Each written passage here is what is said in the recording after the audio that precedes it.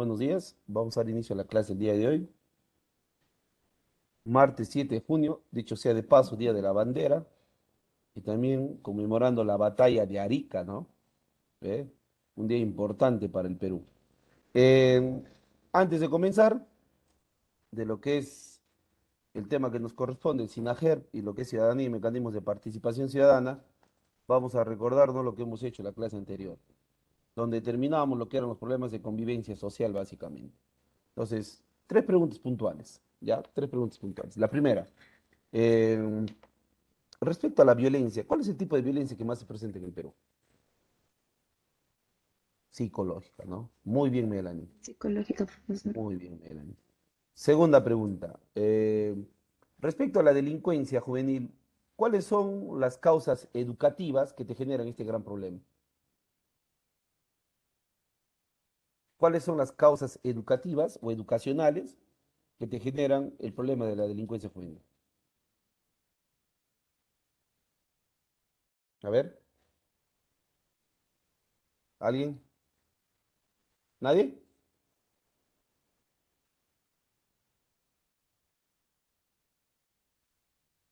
Uno es la deserción escolar. Uno es la deserción escolar y la otra, la inadecuada educación que se brinda, ¿no?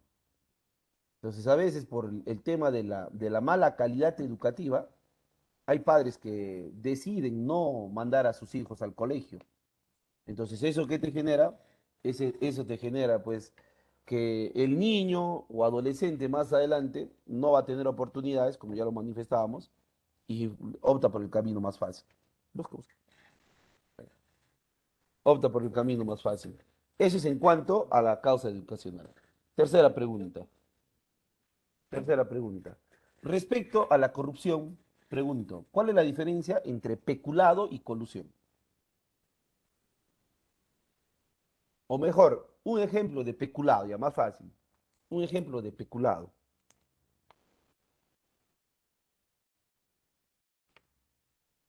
¿Alguien?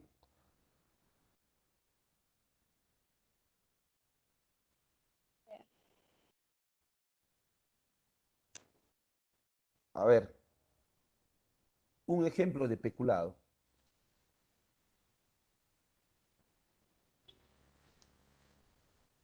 ¿Nadie?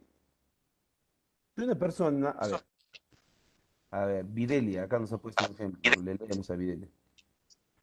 Cuando un alcalde hace uso de algo que se le dio como un carro para salir a pasear, ya, puede ser. Usar una camioneta que no estoy haciendo el esto, pero solo bienes o también tiene que ser recursos. Solo es con el tema de bienes o también recursos, ¿no? Utilizar de mala manera un recurso del Estado también es parte del peculado. Y la última pregunta es, ¿quién era uno de los personajes más importantes de los últimos tiempos que hablaba bastante de la cultura de paz? ¿Ah? ¿Quién era? ¿Alguien? Mahatma Gandhi, ¿no? Mahatma Mahatma. Gandhi. Mahatma Gandhi. ¿Él fue ganador del Nobel de la Paz o no? No, fue nominado No, varias no. veces, Fue pero no. nominado cuatro Nada, veces. profesor, cuatro Nominado veces. 4 veces, ¿no? Pero no la ganó. Ve, no la ganó. Debería haberlo hecho, ¿no? Porque él fue un luchador social pacifista que tuvo la India y que, pues, propugnaba bastante lo que era la cultura de paz. ¿Eh? Entonces, ya nos hemos recordado lo que hemos hecho en la clase anterior y ahora vamos a continuar con dos temas, ¿no? Primero, el SINAGER, el Sistema Nacional de Gestión de Riesgo de los Desastres, y segundo, lo que es la ciudadanía y los mecanismos que tenemos para participar. Entonces, para hablar del SINAGER, primero hay que ver por qué es importante este sistema. Y de acuerdo a la ubicación que tiene nuestro país, que dicho sea de paso, es una ubicación estratégica, pero también tiene algunos peligros, estamos expuestos a fenómenos naturales que nos afectan al territorio peruano. Más allá del círculo del Pacífico que tenemos en la imagen, también por la presencia de la cordillera en los Andes, que nos hace, por un lado, positivamente tener varios climas, flora, fauna, también hace que tengamos algunos fenómenos, como por ejemplo lluvias torrenciales, incendios forestales, una serie de factores que hacen pues que se presenten los desastres. Entonces, frente a ello, frente a los desastres, existe la necesidad de estar atentos. Existe la necesidad de estar atentos. Pero para ello hay que tener conocimientos adecuados y desarrollemos capacidades de prevención y atención ante las emergencias y los desastres, ¿no? Si ustedes me preguntan cuál es el desastre que más nos afecta, son los sismos. Son los sismos. Pero sumado a ello, huaicos, desborde de ríos, inundaciones, eh, deslizamientos de tierras, o también conocido como aludes, eh, incendios forestales. Cuando hay un sismo en el mar, lo más probable es que haya un tsunami, ¿eh? Y todo ello, ¿no? Entonces, para eso es que hay que estar siempre atentos. Ahora, ¿qué es el SINAGER? ¿Qué es el Sistema Nacional de Gestión de Riesgo de los Desastres? Este es un sistema funcional que ha sido creado por la ley 29.664 el 8 de febrero del 2011, cuando estaba entrando al último tramo Alan García en su segundo gobierno. Entonces, el SINAGER viene desde Alan García. No confundan el INDECI o SINADECI con el SINAGER. ¿Ya? Ahora les voy a decir qué es lo que estaba pasando y cuál ha sido el error de mi parte. Yo he cometido un error ahí. ¿Sí? Entonces, como sistema interinstitucional, sinérgico, descentralizado, transversal y participativo, el SINAGER tiene la finalidad de identificar y reducir riesgos asociados a los peligros y minimizar los efectos. ¿Qué es lo que significa esto? Lo que va a buscar el SINAGER es ver cuáles son las zonas que tenemos en peligro y tratar de reducir los efectos de los desastres. Decir que vamos a evitar un desastre sería una gran mentira. Yo no puedo evitar un sismo, o sí. Yo no puedo evitar un huaico, o sí. No, ve, no se puede evitar eso. Eso es inevitable. Pero lo que sí se puede hacer es que estos desastres nos generen efectos eh, con resultados, pues, lamentables y mortales. Entonces, acá viene mi responsabilidad. Yo me hago responsable. No me arrepiento, pero me hago responsable. ¿Qué era lo que estaba pasando? ¿Ya? ¿Qué era lo que estaba pasando? El error que estaba cometiendo hasta este siglo, porque ya lo hemos corregido, era el siguiente, que al creer que había el INDECI, pensábamos que también existía el SINADECI. Al creer que hay INDECI, pensábamos que todavía estaba el SINADECI, lo cual ya no es así. ¿Desde cuándo? Desde el 2011, o sea, hemos estado cometiendo este error, ¿ve? ¿Eh? Entonces, desde el 2011 ya no existe SINADECI. Hoy existe el SINAGER, pero sigue existiendo el INDECI. Por eso es que alguien me dirá, profe, en el libro del siglo pasado se habla SINADECI y ahora SINAGER. Justamente ya te estoy dando la explicación. Hoy ya no existe SINADECI. Sistema Nacional de Defensa Civil ya no está. Ahora es el Sistema Nacional de Gestión de Riesgos de los Desastres, que es casi lo mismo, pero con algunas otras atribuciones un poco más claras. ¿Ve? El SINADECI tenía unas atribuciones un poco más genéricas. Ahora el SINAGEP ya no. Entonces, ¿ha quedado claro? ¿Sí? ¿Ha quedado claro esta parte? Muy bien. ¿Qué busca el SINAGER? Evitar la generación de los nuevos riesgos y preparar y atender ante situaciones de desastre mediante, o sea, ¿cómo va a ser el trabajo del SINAGER? ¿O cómo es el trabajo del SINAGER? Primero se tiene que establecer principios, que ahora los vamos a mencionar. Luego los lineamientos de política, que vienen con las decisiones de las autoridades que manejan el SINAGER. ¿Quiénes lo componen? ¿Cuáles son los procesos? ¿Y qué instrumentos de gestión se tienen? Yo no voy a atender un huaico como de la misma manera que yo atiendo un sismo, un terremoto, ¿o sí? ¿Será la misma atención o no? ¿Ustedes qué dicen? No, no. No, Son profe. desastres diferentes. Entonces, al ser desastres diferentes, se tiene que tener procesos e instrumentos para cada desastre. Para cada desastre. Ahora, ¿cómo nace el SINAGER? Acá hay un tema de fecha. Cambien la fecha, por favor. En el libro ha habido una equivocación. En el libro está 19 de febrero, pero en sí es 8 de febrero. El año es el mismo. La ley también. La fecha, el día es que ha habido un error. ¿Ya? ¿Ya? ¿Han cambiado ya? ¿Sí? Sí, profesor. Muy bien. Sí, profesor. Entonces, el 8 de febrero del 2011 se crea el SINAGER mediante ley 29.664 y su reglamento fue aprobado mediante decreto supremo 048-2011 PCM. Esta ley crea el SINAGER en reemplazo del SINADECI, lo que les decía, ¿ve? Entonces, ¿qué establece la ley? Ahora vamos a lo que dice la ley. Establece que el INDECI es un órgano adscrito a la PCM, a la presidencia del Consejo de Ministros, y que a la vez la presidencia del Consejo de Ministros es el órgano rector del SINAGER. ¿ok? Por eso es que ahí había el error, ¿no? No nos habíamos percatado de que la PCM era la que lideraba el SINAGER. Como vuelvo a repetir, creíamos que el INDECI era el que existía y parte de todo ese sistema de organismos era el SINADECI, pero ya no es así, ¿no? Desde el 2011 ya no es así. ¿Ve? Ahora, ¿qué es el INDECI? Que sigue existiendo. ¿Ve? El INDECI se encarga de la gestión reactiva, o sea, una reacción del riesgo de los desastres en lo que se refiere a tres cosas. Procesos de preparación, lo que es la prevención, procesos de respuesta, lo que es la emergencia, y procesos de rehabilitación, que es la reconstrucción, en armonía con que todo esto tiene que estar en base a un documento. ¿Cuál es? La Política Nacional de Riesgo, de la Gestión de Riesgo de los Desastres. Hay un plan, ¿no? El Plan Nacional de la Gestión de Riesgos.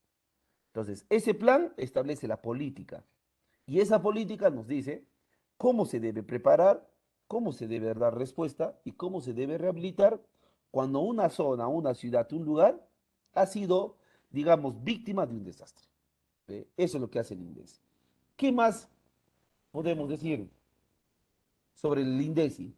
Que tuvo que ocurrir la peor desgracia que nos ha tocado vivir en los últimos años para recién tener este organismo. ¿Eh? Entonces, ¿de qué desastre nos referimos? Del terremoto del 31 de mayo del 70, donde murieron a nivel nacional 67.000 personas y donde lamentablemente desaparecería un pueblo completo, la ciudad de Yungay. Tuvo que ocurrir este desastre para que las autoridades decidan crear primero el SINADESI y luego el INDECI. ¿Eh? Para eso. Entonces, lo que pasó ese 31 de mayo es lamentable, pues es muy triste, esa es la verdad. Eh, eh, Fue primero terremoto y luego aluvión. ¿Eh? El terremoto de Yungay fue a las 3:30 de la tarde de ese día, 31 de mayo, y el aluvión fue 5 minutos más tarde, 3:35. Por eso es que desaparece Yungay. O sea, ¿qué pasó? A ver, les explico, les pongo en contexto, ¿ya? Se dio el terremoto, el epicentro fue Yungay, y como Yungay era una ciudad andina, donde la mayoría de casas eran de material noble, entonces perdón, de material rústico, muchas de esas casas se desplomaron, se cayeron. Pero hasta ahí no había la cantidad de muertos que tuvo Yungay. Que quede claro que los 67.000 es de todo el Perú. De esos 67.000, ¿cuántos murieron en Yungay? 30.000 aproximadamente. ¿Ya? Entonces, hasta ese momento, en el terremoto, a las 3:30, no había la cantidad de muertos que estamos mencionando, los 30.000. Pero como no había INDECI, no tenían información que era lo que tenían que hacer después del sismo. Y ustedes saben que hoy por hoy, después de un sismo, ¿qué es lo que tenemos que hacer? Evacuar. ¿Por qué? Porque lo más probable es que haya una réplica. Y las réplicas a veces pueden ser más fuertes del momento que se dio el sismo, pueden ser más leves. Pero en esa época no había esa información, pues. Estamos hablando de la década del 70. ¿Ve? No había quien les diga, ¿sabes qué? Como viven al pie del Neval Huascarán, ahora vayan a una zona alta, porque una zona del Huascarán puede desprenderse. La gente se quedó ahí al querer sacar sus cosas, al buscar a sus familiares que estaban enterrados de repente por los escombros y una serie de cosas. 5 minutos después, producto de este sismo, como Yungay estaba al pie del Huascarán, una zona del Huascarán se desprendió y formó un aluvión de magnitudes pues terroríficas y apocalípticas, ¿no? ¿Saben cuántos quedaron vivos en todo Yungay? En todo Yungay, alrededor de 200 personas. 200 personas, profe, sí. Dicen los sobrevivientes que cuando ellos miraron por donde bajaba el aluvión, que era la quebrada de Ranrairca, miraron un gigantesco río de color gris que medía más o menos 30 a 40 metros de altura. Luego los especialistas, ¿no? Los ingenieros geólogos que manejan lo que es velocidades, caídas, establecerían que la velocidad que agarró ese desprendimiento de nieve del Huascarán fue de 350 kilómetros por hora. Miren la velocidad, ¿no? La altura, más de 30 metros. La velocidad, 350 kilómetros. ¿Por dónde iban a escapar cuando en su momento no lo hicieron? ¿Por dónde iban a escapar? Entonces Yungay quedaría enterrado completito, ¿no? Completito, completito quedaría enterrado. Profe, ¿y esos 200 sobrevivientes quiénes fueron?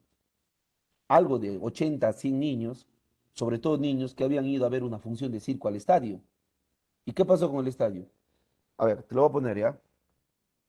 Eh, este era Yungay, este era Yungay, al pie del Huascarán, y en una zona alta estaba su estadio.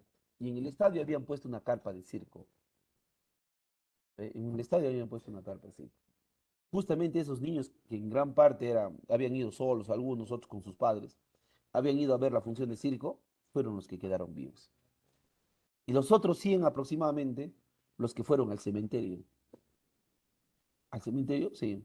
El cementerio de Yungay era de 3 pisos, de 3 niveles, como escaleritas. Los que estaban en el último nivel fueron los que quedaron vivos. Ellos son los que relatan en sí todo lo que vieron delante de ellos con el terremoto y el aluvión de Yungay. Hoy Yungay no existe, no hay Yungay. Hoy Yungay es un cementerio. ¿Y por qué? Porque Velasco Alvarado, que era presidente en esa época, decidió no desenterrar a nadie, porque iba a ser doble trabajo, ¿no? Desenterrar para volverlos a enterrar. Entonces, ¿qué dijo Velasco? Que en esa época sí, pues tenía la fama de ser muy tajante en sus decisiones. Dijo, todos quieren enterrarse ahí. Todos quieren enterrarse ahí. Y así desaparecería esta ciudad andina, muy bonita, muy bonita. ¿Hay fotos? Sí, hay fotos. ¿Y quiénes son los que muestran esas fotos? Había llegado a Yungay una pareja de japoneses, ¿ya? Y de Yungay se subían al cementerio y del cementerio podían tomar el Huascarán en toda su esplendor. Ellos son los que empiezan a tomar fotos más o menos a las 12 del mediodía, más o menos a la 1 de la tarde, a las 3:30. Y luego son ellos mismos los que toman la foto de Yungay después del terremoto y el aluvión. Y Yungay ya no existía. ¿Cómo en cuestión de minutos toda una ciudad desaparecería? ¿Por qué? Ahora vamos al por qué. Porque Yungay se hizo en una zona altamente peligrosa, que era estar al pie del Neval Huascarán. Entonces Velasco, al ver esta situación, ahí recién decide unir esfuerzos para proteger a la población ante las catástrofes y de esta manera crearía el SINADESI acompañado del INDECI. Como el 28 de marzo del 72, mediante decreto de ley 19.338. Acá también he visto unas confusiones de algunos chicos. ¿Cuál es? El tema del SINAGER lo están confundiendo con el INDECI y SINADESI. Entonces, no hay que confundir. El SINAGER es el que ha reemplazado al SINADESI, pero el INDECI sigue existiendo. ¿Ve? ¿Cuál fue la finalidad de crear el INDECI? Velar por la ciudadanía en caso de desastres. Y los lemas que ha estado utilizando el INDECI son: defensa civil es participación, todos somos defensa civil. Y hoy por hoy, ¿cuál es la frase, chicos? ¿Cuál es la frase de defensa civil? ¿Ah? ¿Cuál es la frase?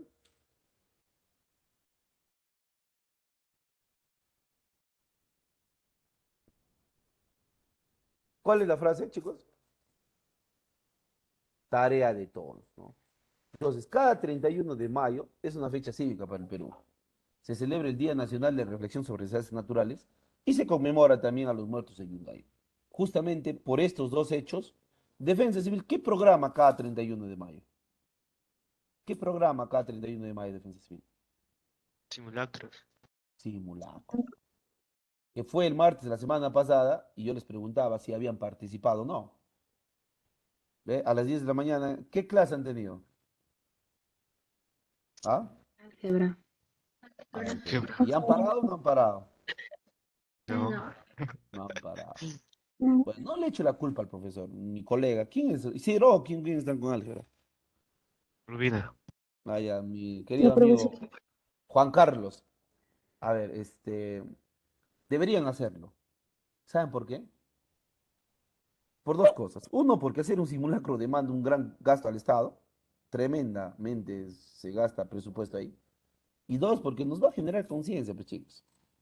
¿Por qué creen que muchas personas no saben qué hacer cuando hay un sismo de verdad? ¿Por qué no participamos, pues? Nos tocamos de nervios, ¿no? Y yo les cuento una anécdota, ¿ya? Estaba haciendo clase de maestría en la Universidad Terminal Valdizán y estaba en el quinto piso. Ese curso nos tocaba en el quinto piso. Y yo llego tarde por diferentes motivos, entonces me siento al último, ¿no? No es la única. La única carpeta vacía era el último. Y allá pues no son carpetas, no son mesas y sillas, cada uno individuales. Y de pronto yo empiezo a sentir que la ventana empieza a chillar, ¿no? Y como siempre, en los últimos pisos hay bastante ventarrón, pensaba que era el viento. Pero ya empiezo a sentir que se mueve un poquito el edificio, ¿no? Y soy yo el que digo, ¿no? Temblor, le digo hacia los compañeros que están a mi contorno. Y para esa época yo ya había trabajado justamente en la Oficina de Defensa Civil de la Municipalidad de Huánuco. ¿Ve?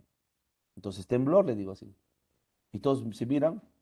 Y los de adelante se tocan se alocan, ¿no? Sí, temblor, temblor, gritan. ¿Ya? ¿Qué hacen los de adelante? Botan la mesa, ¿no? Que no pesaba obviamente mucho, botan la mesa y todos se amontonan en la puerta. Algunas compañeras de la maestría, señoras, señoritas, se habían ido con sus taquitos. Y uno de ellas, su taquito se mete a la ranura del piso. Ustedes saben que el piso a veces tiene ranuras, ¿no? Y se le rompe y se cae más o menos a 1 metro de la puerta. O sea, tú mirabas, yo me paré, me fui a la columna de atrás y fueron segundos, ¿no? Pero que ocurrieron un montón de cosas. ¿Ya? Mientras sonaba la ventana más fuerte, en la parte de adelante la desesperación por querer salir, por querer bajar, irresponsabilidad total. Pasó los segundos, habrán sido pues, unos 20, 25 segundos. Y de pronto, yo y un colega más en la otra columna y nadie más en el salón. Y gritando en el pasillo, ¿no? En el tragaluz de la escuela de posgrado. Y el colega me dice, no, hay que bajar también. No, no le digo, creo que va a haber una réplica. Creo. ¿Por qué? Porque uno cuando tiene conocimientos de esto, siempre se da eso, ¿no? Y él me dice, no, si tú quieres, quédate, yo me bajo. No, yo me voy a quedar todavía. No, baja, no. De pronto salgo y de los otros salones que también teníamos clases, se quedan unos 4 o 5. Y yo le digo a uno de los que salen, hoy le digo, no te apoyes a la baranda, le digo. Puede ser que haya una réplica. Porque él quería escuchar o ver por el tragaluz que estaba cubierto por la baranda, qué era lo que pasaba abajo. No te acerques, le digo así, ¿no? Un poco temeroso yo también. Y de pronto no pasó ni 10 segundos y volvió la réplica. Volvió la réplica. Todos los que habían logrado llegar hasta el primer piso ya estaban en la cancha de fútbol de la universidad. Y de ahí se miraba dónde estábamos parados nosotros y gritaban, bajen, bajen, ahorita se cae, bajen. Y yo estaba de miedo, ¿para qué mentirle, decirle que estaba con sangre o con temple de hierro? Estaba de miedo. Y yo decía, bajo, no bajo, bajo, no bajo. Y la réplica fue unos 10 15 segundos más, ¿no? Y ahí el colega y los otros más me dicen, oye, ¿y tú cómo sabías que iba a haber una réplica? Pero es lo lógico, pues tú cuando te informas bastante de este tema, ocurre eso. Entonces me decía, oye, ¿y va a haber otra más? Me dicen, no te puedo decir yo, pero normalmente hay réplicas. ¿Y qué hacemos? Hay que esperar un par de minutos y si no hay, bajamos. Bajamos al cuarto piso esperando. Así bajábamos, si había una réplica más. La cosa es que llegamos al primer piso. Yo hubiese querido quedarme en el quinto piso. Profe, ¿por qué está loco? Usted me va a decir algo, ¿no? Porque en el primer piso era un caos, o sea, el edificio estaba en pie. El edificio no le había pasado nada, ¿ya? Pero en el primer piso es como si hubiese habido una desgracia total, ¿no? Como si hubiese habido muertos, heridos. La gente se tocó de nervios, ¿no? Te acercabas a alguien que estaba, ¿qué te pasa? No, nunca, nunca. Yo vivo en una casa de un piso, pero nunca me ha tocado experimentar esto. Ya, pero siempre hay una primera vez, pues, ¿no? Por eso ahí están los simulacros, pues.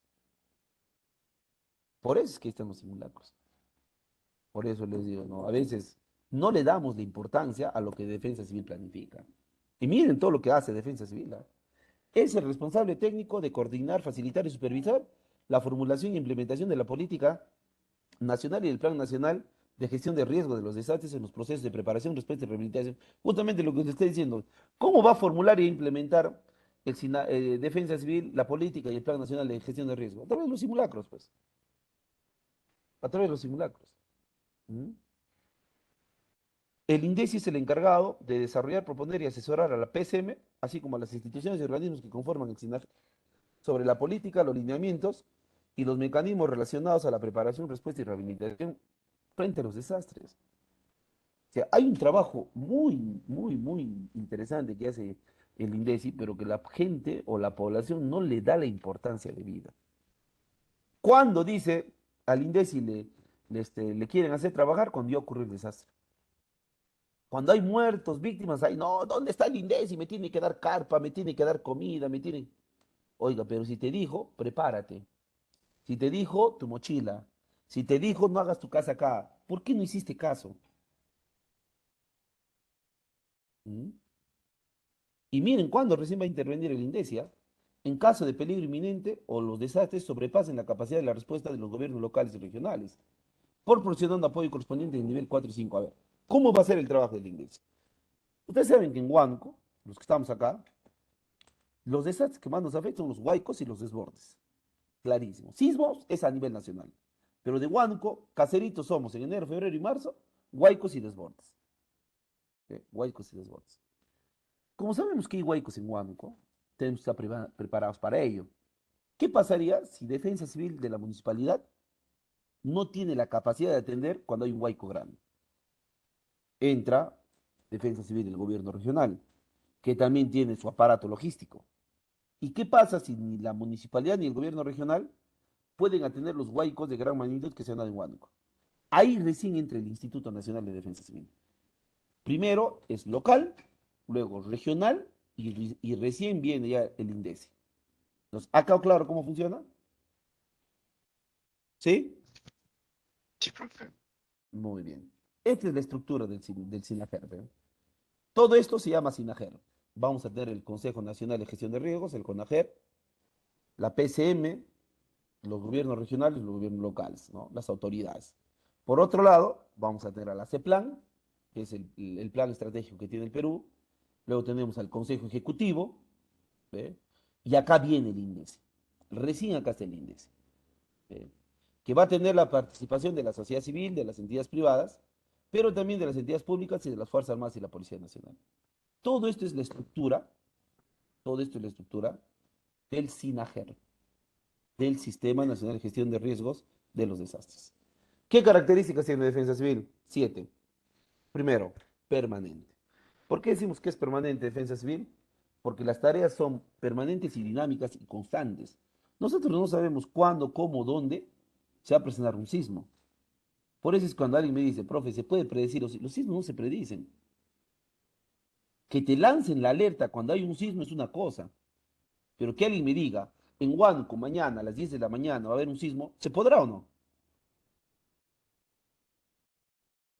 ¿Ah? No. Nadie me va a decir eso. Nadie me puede decir eso. Pero que me digan, cuando se está dando el sismo, suena hoy por hoy los celulares, ¿no? Que tienen alerta, que está en base al Ministerio de Transporte y Comunicaciones. Eso sí, ¿no? Comienza el sismo, suena tu celular, entonces ya sabes que tienes que evacuar, ¿no? Pero predecir no se puede. Yo no puedo predecir un sismo. Por eso es que cuando salen estos charlatanes de los videntes, mucha gente cree, lamentablemente. Sale, agarra y el vidente en el canal de televisión, ¿no? A inicio de año, o si no, a diciembre sale, ¿no? Agarran su bolita mágica. Veo que en el Perú, no, sí, va a haber un terremoto tremendo, tremendo va a haber un terremoto. Sí, sí, sí. El conductor le dice, ¿dónde? No, no me sale dónde, pero veo un terremoto. Dígame, ¿qué novedoso es eso? ¿Qué de novedoso es eso? Nada, pues, ¿saben por qué? Porque, bueno, Perú es un país altamente sísmico, pues. O el otro que sale, va a haber huaicos. Pero los huaicos es constante, pues, en la zona andina. Enero, febrero. Es igual que yo les diría, ¿no? A ver, los de Huánuco, prepárense, que ahorita estoy viendo, sí, que en enero, febrero va a haber huaicos en Huánuco. Sí, prepárense. Si viven cerca del río, escapen. ¿Qué le estoy diciendo ahí? ¿Qué novedoso hay ahí? ¿Algo? No, si sabemos que por producto de nuestra geografía, en enero, febrero, marzo, en Huánuco llueve. Y las lluvias te generan huaicos. ¿Qué de novedoso hay ahí? Por eso yo digo, ¿no? ¿Sabes cuándo yo le voy a creer a los videntes? Cuando me den el número de la tinga. Cuando me digan, este es el número ganador, compra. O sea, yo lo compro. Y si gano, vamos a mí, la mitad del premio le doy. Simplemente son tiras de charlatanes, ¿no? Pero hay mucha gente que le da mucha credibilidad y sobre todo lo hace propio, ¿no? ¿Sí? Lo hace problema. Humanista, porque sus acciones están orientadas al bienestar de la población, ¿no? Se busca el bienestar de la vida y la salud de las personas, que eso es algo importante de defensa civil. Esta es la característica más importante, solidaria. Esta es la característica más importante. No distingue nada, ¿no? Defensa civil es para todos. No se va a ver el tema de raza, sexo, religión, condición política, económica, ética, es para todos. Universal porque transpone las fronteras y está integrado al Organismo Internacional de Protección Civil, OIPC, con su sede en Ginebra, Suecia. Profe, ¿quiere decir que la ayuda a nivel internacional viene desde Ginebra? No, no, no, no. La ayuda viene de los países vecinos. Por ejemplo, nos pasa algo y sobrepasa la magnitud del desastre que nosotros no podemos atender. A veces Brasil, Argentina, Chile, Ecuador nos mandan ayuda. Pero nos mandan ayuda porque todos integramos este organismo, la OIPC. Comunitaria porque integra a la población con las instituciones públicas y privadas, ¿no? ¿Y en dónde se va a dar esto? En los comités. Por eso es que tenemos comités de defensa civil. Un ratito, por favor.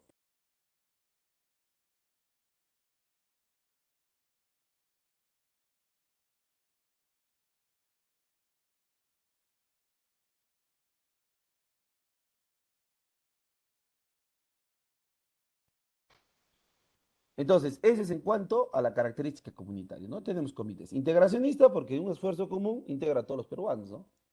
Y acá viene lo que tenemos y lo que no tenemos que hacer. Nada más. Lo que tenemos y lo que no tenemos que hacer. Frente a un sismo, a veces la gente se desespera. Eso es lo que no hay que hacer. Por ejemplo, yo les hago una pregunta. A ver, ¿a quién le preguntamos acá? A ver, a ver, a ver, a ver. Alguien de acá. Fiorella. ¿Está Fiorella o no? Fiorella, Stephanie Cachique. ¿Está? Fiorella. ¿Está? Esta recién Fiorella. A ver, a otro joven. A ver, Jean Paul Rieder. Jean Paul. Nadie quiere participar ahora. A ver, ¿a quién le llamamos? A ver, ¿a quién llamamos? A la última, a Zuli Vilar Díaz Mirabal. Zuli, ¿está? Ya, a ver, Zuli, usted. Supongamos que usted ahorita está en un quinto piso. Ya, está recibiendo clases en un quinto piso. Y hay un fuerte sismo de más o menos de magnitud 7 en la escala de Richter. ¿Qué es lo que tienes y qué es lo que no tienes que hacer? Lo primero, profesor, es guardar la calma y después dirigirse a las columnas del lugar, de del ¿Qué cuarto más? donde estoy. ¿Qué más? Luego bajar bajar hasta el primer piso, creo que pegado a la pared. O sea, ¿Qué más? esperar a que pase el sismo para después bajar. Ahora sí. Y ¿En pleno bajar sismo con puedes bajar? cuidado de una réplica. Zuli, ¿tú puedes bajar en pleno sismo de un quinto piso al primer piso? Es muy difícil, profesor, cuando hay No puedes movimiento. bajar. No puedes bajar. No puedes bajar. Entonces, en la parte integracionista hay mucho por hacer, ¿ah? Usted me habló de cosas interesantes, pero hay más, ¿eh? Por ejemplo, usted me dice mantener la calma. Bien, bien mantener la calma. Cuesta, pero hay que mantener la calma. Dos, me habla de las columnas. Ahora alguien me dirá, profe, es obvio lo que usted va a decir. Las columnas tienen que estar lejos de las ventanas. Pero si no hay columnas, la única columna que tengo está cerca de la ventana, entonces ya no me puedo ubicar ahí. Entonces, ¿qué tengo que hacer? ¿Qué tengo que hacer? ¿Dónde me tengo que ubicar? ¿Ah? Bajo la mesa. bajo la mesa. ¿Seguros? Yo tengo que Puerta. buscar zona segura. Y si la mesa está en el medio, ¿es una zona segura? No. Yo me tengo que poner en el umbral de la puerta. ¿Ve? Yo me tengo que poner en el umbral de la... ¿Por qué el umbral de la puerta? Porque tiene una viga. Y esa viga tiene fierros. Entonces, al tener fierro y concreto, se hace muy difícil de que se pueda desplomar o caer. La postura, ¿cómo debe ser la postura cuando nos ubicamos en zonas seguras? Si es columna, te pegas, ¿no? Como el firmes. Pero si es en el umbral de la puerta, siempre hay que cubrirse la cabeza. Ahora, cuando tú bajas, después de que ocurrió el sismo, como decía su compañera, pegado a la pared, sin agarrar las barandas, porque puede ser que las barandas se hayan debilitado. Tengo que pagarme a la pared. Pues todo ello te recomienda, por eso es que habla integracionista. Pero nos falta algo muy importante.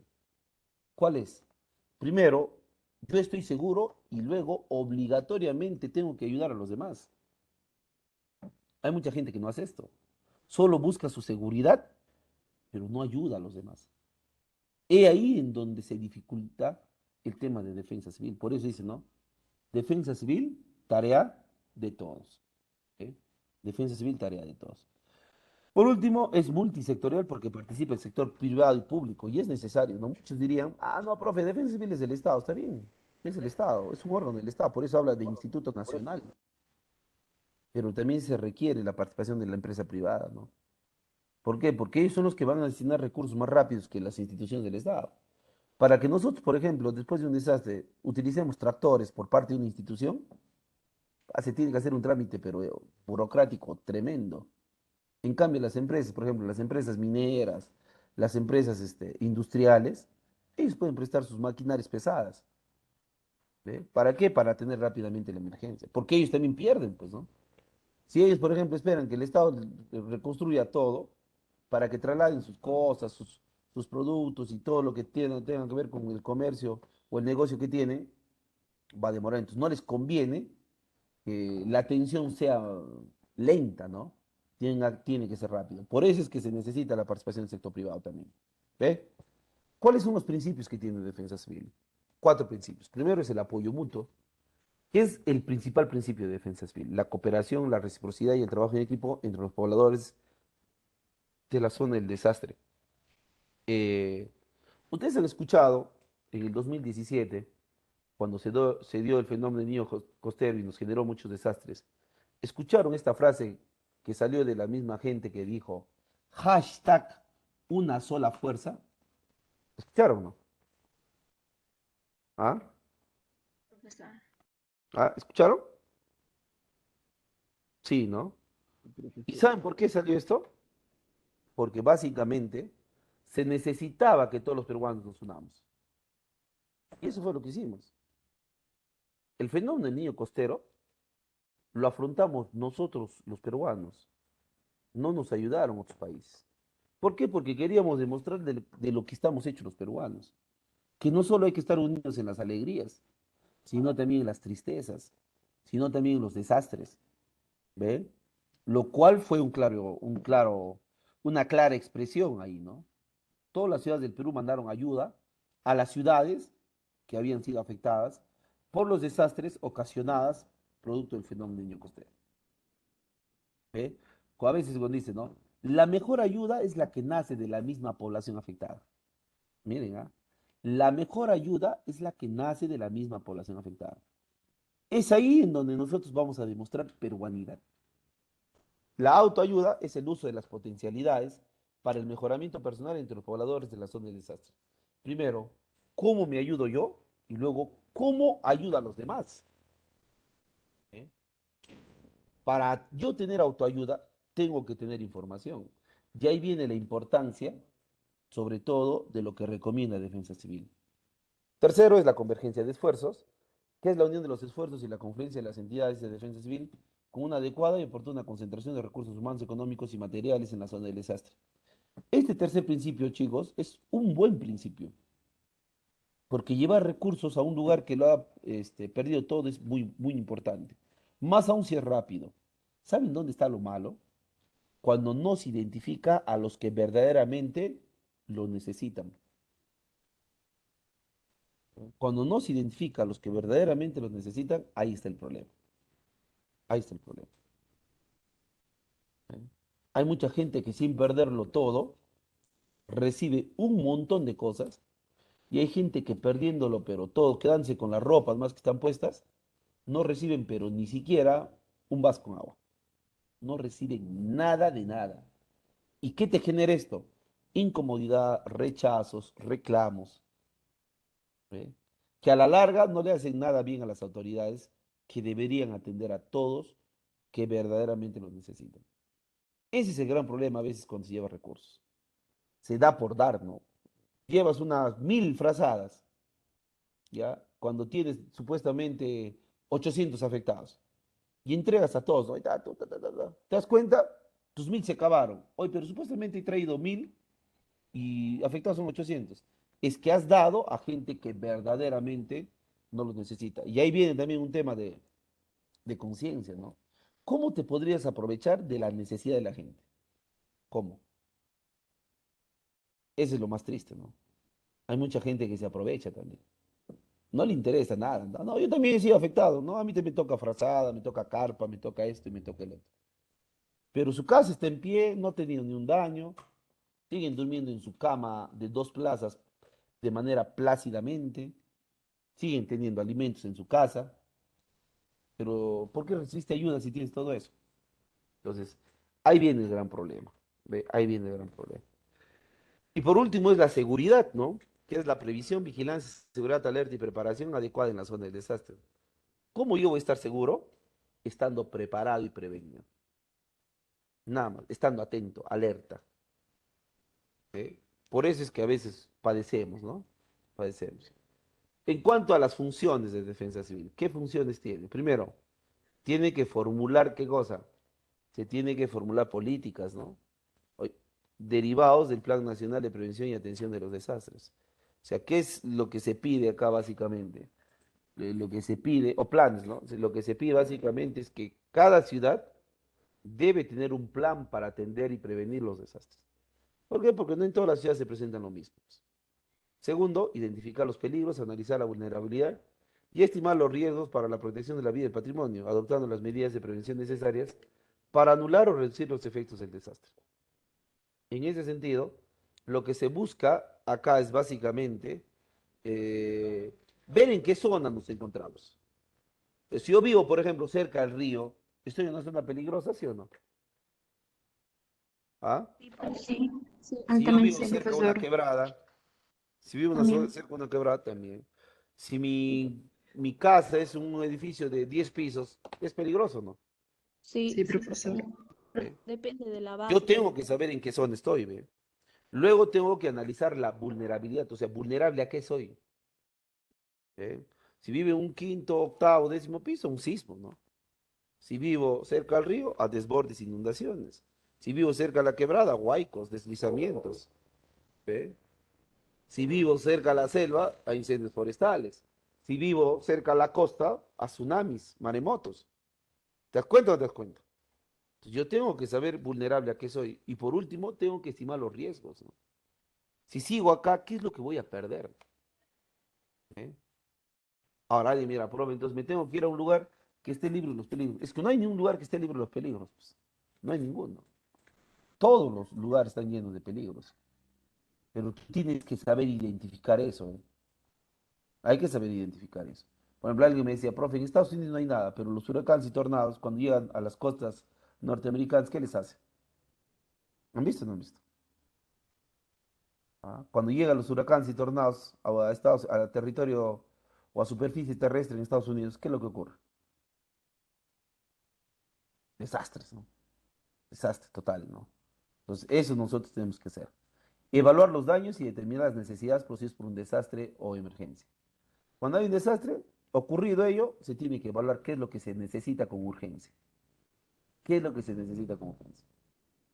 Por ejemplo, después de un huaico o después de un desborde de un río, colapsó el agua y el desagüe. Listo, eso se tiene que restablecer rápidamente. Pero no lo va a hacer eso Defensa Civil, sino Defensa Civil va a exigirle a la entidad correspondiente. Y en ese caso, ¿a quién se le tendría que exigir para que restablezca el agua y el desagüe en una ciudad? A nivel nacional. ¿Quién? A ver. ¿Qué ministerio es el encargado de eso? ¿Alguien? ¿Nadie?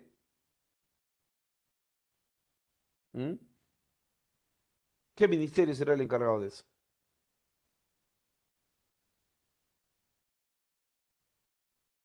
Claro, el Ministerio de Vivienda, ¿no? Muy bien, Virgo. Si dos colegios quedan totalmente deshabitados o inhabitables, producto de un sismo, ¿qué ministerio tendría que hacer ahí su trabajo? Educación. ¿Cuál? Ministerio de Educación. Educación. Muy bien, Ministerio de Educación. Si las postas y los hospitales de un distrito que estaba cerca de una quebrada quedaron destruidos porque bajó un huaico de grandes magnitudes, ¿qué ministerio tendría que trabajar ahí? Ministerio Salud. de la Salud. Muy bien, ¿no? Entonces, eso es lo que va a hacer Defensa Civil. Evalúa y luego informa. Y exige, dicho sea de paso. ¿Qué más? Organizar e implementar el Centro de Operaciones de Emergencia que facilite la toma de decisiones tanto en la gestión del riesgo como también en la administración de los desastres, ¿no? O sea, el COE es el lugar donde van a estar las autoridades de las diferentes instituciones y empresas, ¿no?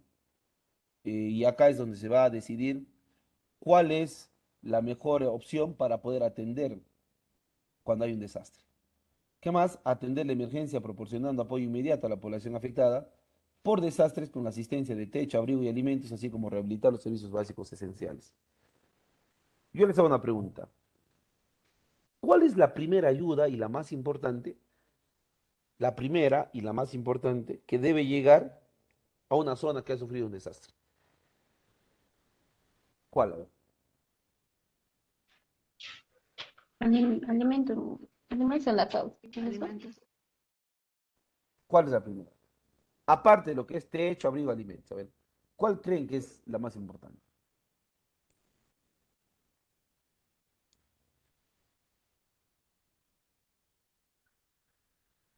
Si ustedes serían jefes del INDECI, ¿cuál debería ser lo primero? Salud, pero ligado a qué? A la medicina, ¿no? Atención, sobre todo con medicina, ¿no? ¿Por qué? Porque ustedes saben que después de un desastre siempre hay gente que queda malherida. Y si esos malheridos no lo atendemos rápidos, ¿en qué se van a convertir? En víctimas mortales, ¿no? En muertos. ¿Ve? Entonces, eso hay que llevar primero. Luego se llevará pues la comida, luego ya se llevará las carpas, luego ya se llevará los colchones, la ropa y todo lo demás, ¿no? Pero lo primero o lo primordial es el tema de la atención médica. Por último, ¿qué más va a hacer Defensa Civil? Va a proponer la declaratoria del estado de emergencia, o también conocido como situación de emergencia por desastres, si la estimación del riesgo o la evaluación de los daños lo ameritan. Lo que decíamos en la clase anteriores respecto a los regímenes de excepción, ¿no? Cuando hay regímenes de excepción, el presidente puede decretar estado de emergencia o estado de sitio. Entonces, ¿por qué motivo se decreta el estado de emergencia? Cuando hay alteración al orden interno o a la paz, cuando hay graves circunstancias que afectan la vida de la nación o cuando hay catástrofes. Entonces, el motivo que el presidente puede decretar estado de emergencia bajo este sistema es la catástrofe, ¿no?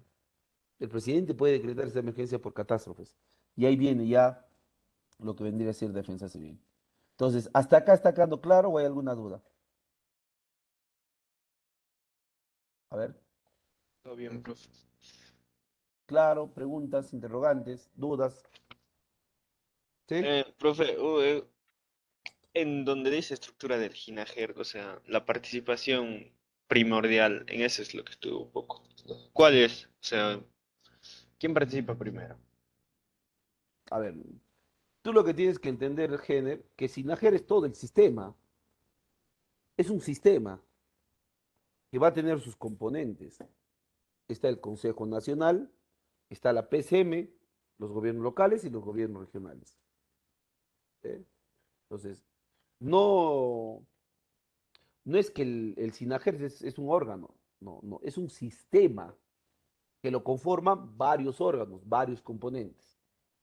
Ahora, ¿quién es la que regula el SINAGER? Es el INDECI, pues por eso estamos hablando del INDECI. Pero el INDECI depende de qué órgano, de la PCM. ¿Eh? El INDECI depende de la PCM. Ahora, cuando se habla de ese sistema, ¿a quién vamos a necesitar para que participe?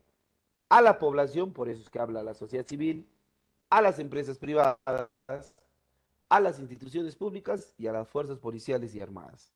Todos ellos tienen que involucrarse en lo que es defensa civil. En lo que es defensa civil. Entonces, no confunda, yo lo interpreté de esta manera, que creen que el SINAGER es una organización o es una institución. No, el SINAGER es un sistema que lo conforman varios órganos, siendo el más importante el INDECI, pero el INDECI no va a cumplir todo su trabajo si no tiene la colaboración y la participación de otros órganos. ¿Correcto? ¿Ha quedado claro, Jenner? ¿Sí? Sí. Muy bien. ¿Alguien más?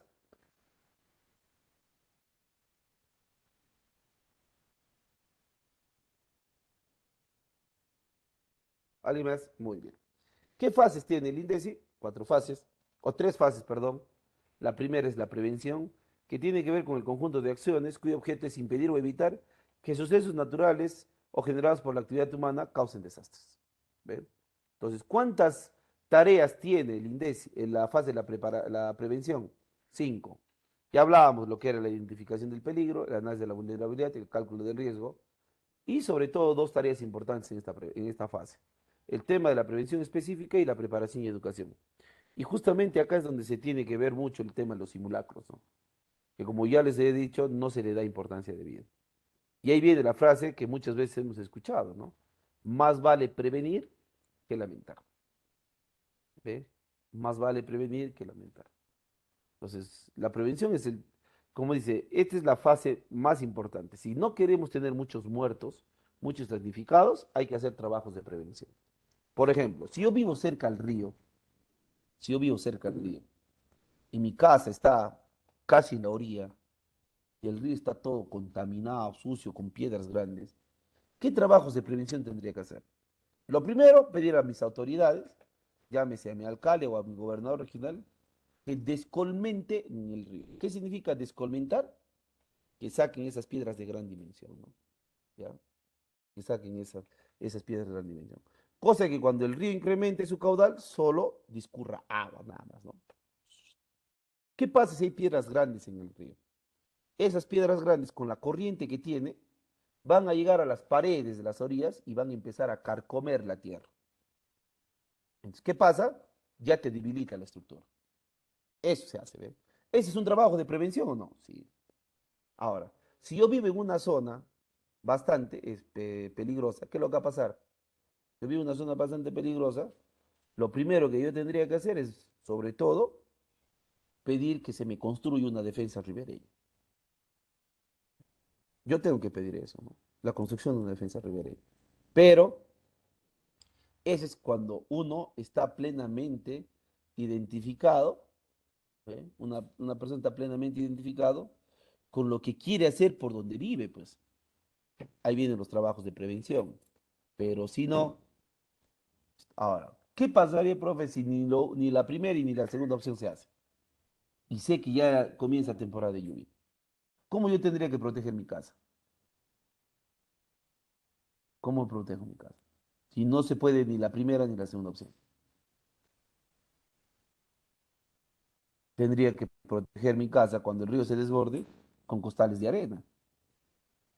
Me tendría que comprar arena, llenar los costales, cosa que cuando el río se desborde, todo el contorno de mi casa lo pongo al menos 3 a 4 costales de arena para que no debilite las bases de mi casa y mi casa no se desplome. Esos son trabajos de prevención. Profe, si vivo cerca de la quebrada, si yo sé que vivo cerca de la quebrada y que en época de lluvias baja Huayco, y el Huayco cuando no encuentra zona limpia, forma un dique y luego revienta, entonces tengo que hacer la limpieza de la quebrada, pues.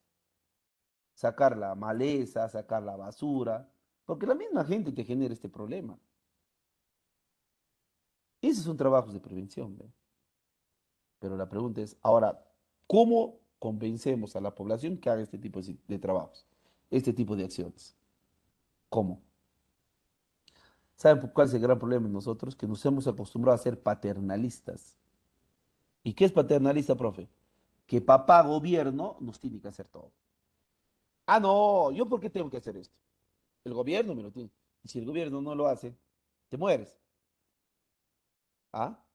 Y si el gobierno no lo hace, te mueres.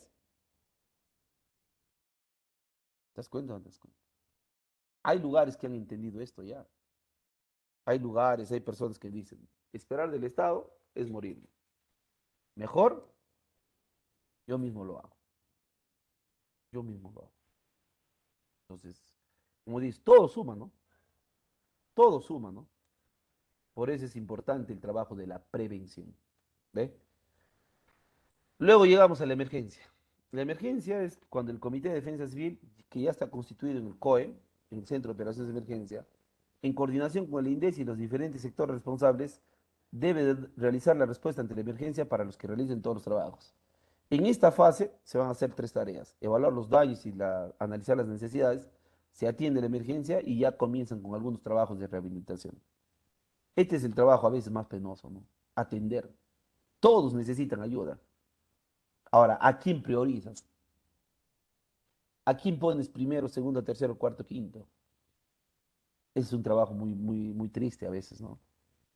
Dejas de atender a alguien para priorizar a otro.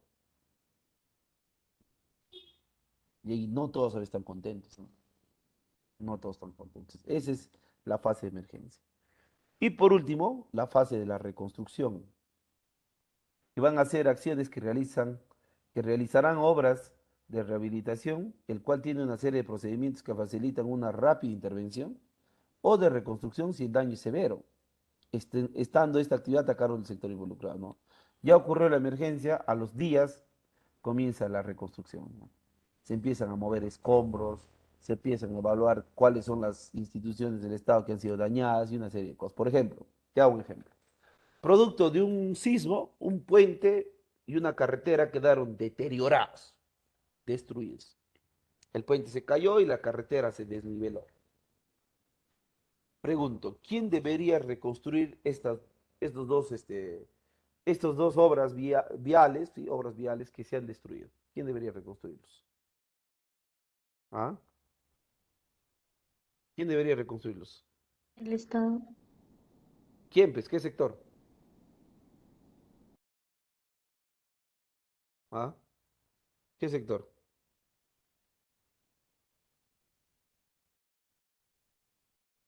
Quien debería reconstruir es el Ministerio de Transportes, ¿no?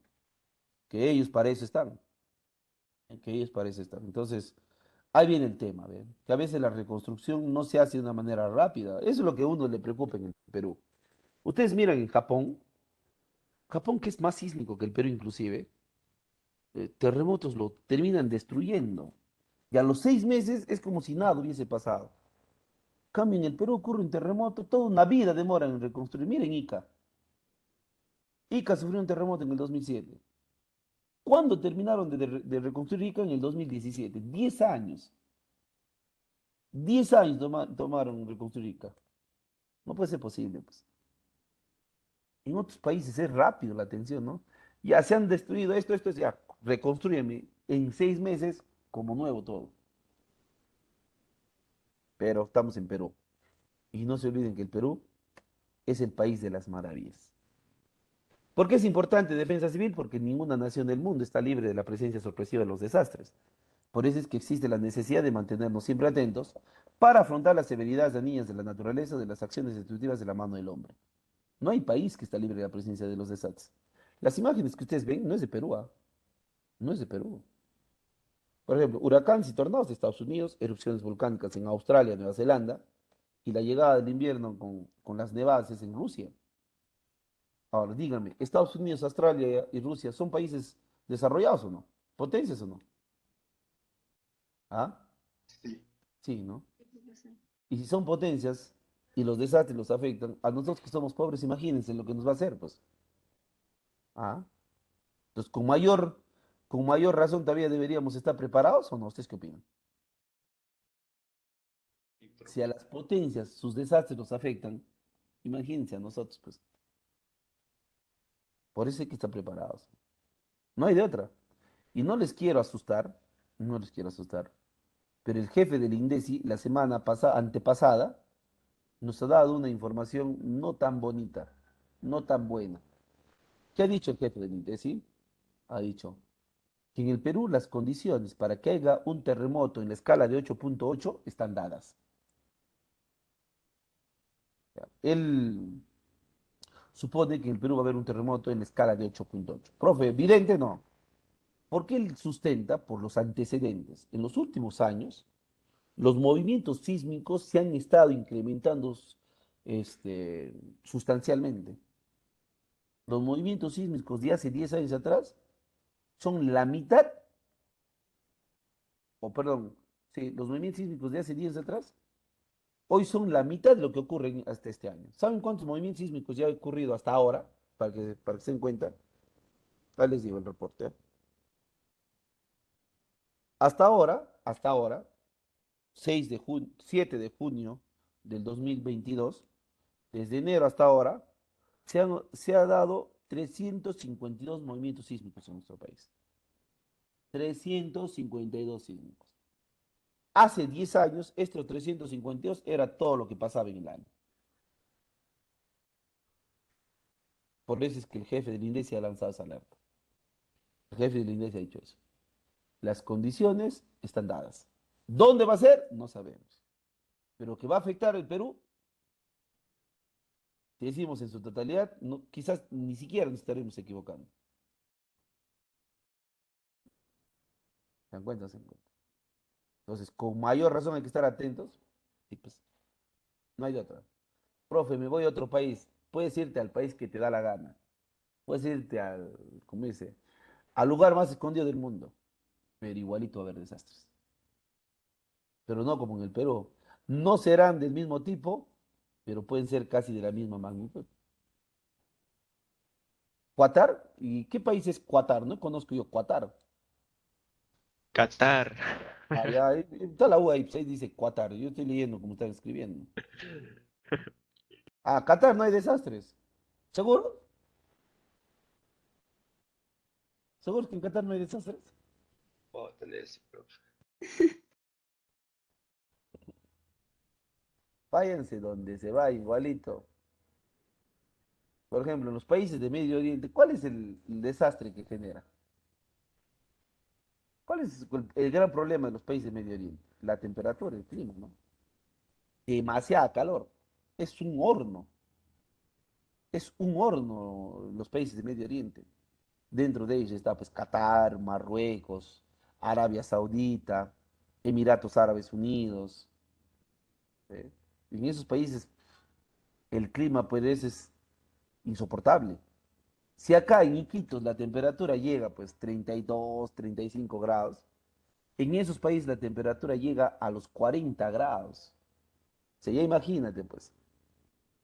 Y ahí te mueres de deshidratación y de insolación. Ese es el problema. Ahora dirán, no, profe, yo el calor con mi ventiladora, peor, pues, una bronconeumonía fulminante y adiós mundo cruel, adiós mundo cruel, ¿no? Se acabó. Entonces, ¿qué tendría que hacer? Es que ese es el gran problema, pues, de esos países, ¿no? ¿Por qué creen que el mundial va a ser en noviembre? Porque es la temporada de invierno. Y pese a que es temporada de invierno, va a seguir haciendo calor. Entonces, ahí viene un tema geográfico sobre todo. Eh, en cuanto a los simulacros, van a hacer ejercicios de entrenamiento en donde se finge o se simula la ocurrencia de un desastre. ¿Eh? Y puede ser de dos maneras, puede ser dirigidos o puede ser improvisados eh, o inopinados. El último sismo en Cañete, no, así en la selva, ha sido en Lama, San Martín, el último sismo. Mm, Ahora, si usted quiere, le digo, el sismo más fuerte, ayer ha sido el último sismo. El más fuerte de los últimos días, a ver, el más fuerte ha sido Su fuente, acá, profe. ¿Dónde lo busca? ha sido, miren, en el mar, en el mar ha sido. al oeste de la provincia constitucional del Callao, 8.8. ¿Cuándo ha sido esto? El 31 de mayo, a las 10 de la mañana. Usted me está hablando del 30 de mayo. El 30 de mayo así en Cañete. Luego ha habido el 26 de mayo en Ica, un sismo fuerte. Luego ha habido en Puno, de 6.9, eso más fuerte inclusive. Y de Puno ha sido el 26 de mayo también.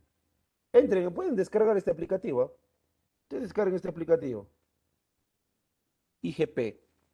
Lo ponen en el Play Store, ponen IGP Sismos Perú, y si descargan esto, y ahí está, último sismo, no sé si ustedes pueden verlo, último sismo, ¿ve? Ahí te identifica dónde ha sido el último sismo, y luego está sismos recientes, ¿ve? Y el mapa sísmico, a ver, ¿cómo se establece el mapa sísmico? Ahí está el mapa sísmico, ¿eh? Ya, el mapa sísmico nos arroja que todo lo que es puntitos rojos, todo lo que son los puntitos rojos, no sé si están viendo en el mapa del Perú, ¿sí? Todo lo que son los puntitos rojos, ¿ya?